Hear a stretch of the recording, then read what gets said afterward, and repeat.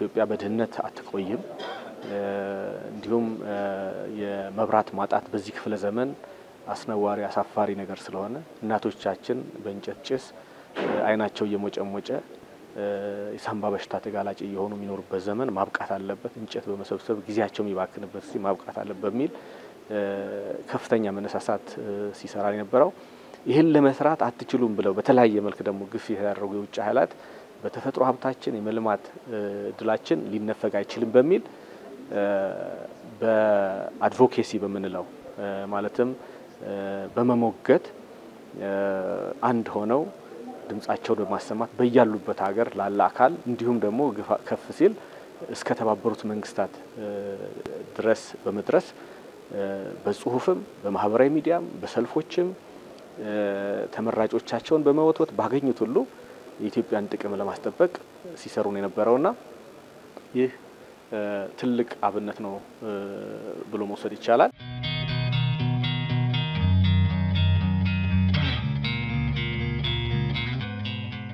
ሁሉም ህዝብ ከዳር ዳር መጥቶ በድምጽ በማሰማትም ሆነ በገንዘብ በቦንድ ይሁን በስጦታ ትልቅ አስተዋጽኦ ያደረገበት ያለ ስለሆነ ይህንን በረከት ማጠናከር አለብን ብለን የተነሳ ነው። እስከ ሰኔ 30 ድረስ 3 ሚሊዮን አሜሪካን ዶላር ዲያስፖራው እንዲደግፍ ጥሪ ያቀርበናል። ባለፈው አንድ ወር ተኩል አካባቢ 700,000 አካባቢ ዶላር የሚደርስ በቦንድና በስጦታ ያገኘን ነው። ይህም ደግሞ 50 ሚስዮኖች በውጭ አሉ እነሱን በማስተባበር ጭምር ነው እየሰራን ያለ ነው። ዛሬ የተፈራረምነው ከፋስት ቤ ጋር የተፈራረምነው ስምምነት በተለያየ መልክ ሚስዮኖች በማይደርሱባቸው አካባቢ ወይም ደግሞ በስራቸው ሁኔታ ምቹ ባለመሆኑ ድጋፋቸውን ለመስጠት የሚቸገሩ ሰዎች ካሉበት ሆነው በሞባይላቸው ተጠቅመው ድጋፋቸውን እንዲያጠናክሩ የሚያመቻች ነው ማለት ነው።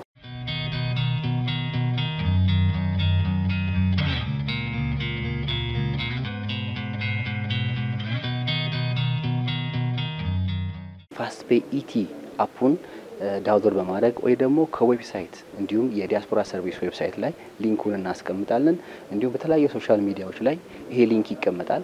ዲያስፖራው የትም ሳይሄድ ያችን ሊንክ ክሊክ በማድረግ ብቻ ወደሚፈልገው ባንክ ወር ደግሞ ከሚፈልገው ባንክ ላይ ወር ደግሞ ካርድ ዴቢት ኦር ክሬዲት ካርድ ላይ እቺን እርዳታ ማድረግ ይችላል ማለት ነው። በነፃ ያለ ምንም ሰርቪስ ክፍያ ማለት ነው። ሁሉም ዲያስፖራ የሀገሩ አምባሳደር ነው። ባለበት በተሰማራበት በሚሄድበት ሁላ ኢትዮጵያን ፕሮሞት ማድረግ ኢትዮጵያን ከፍ ማድረግ ለኢትዮጵያ የሚጠቅመው ነገር በጋራ በመስራት ሁሉም ኃላፊነቱን ቢወጣ አገራችን ከፍ ትላለች፣ ከፍ ያለች ነች፣ ወደፊትም ከፍ ትላለች። ዲያስፖራው ደግሞ ይሄን ትልቅ ኃላፊነትም አለበት።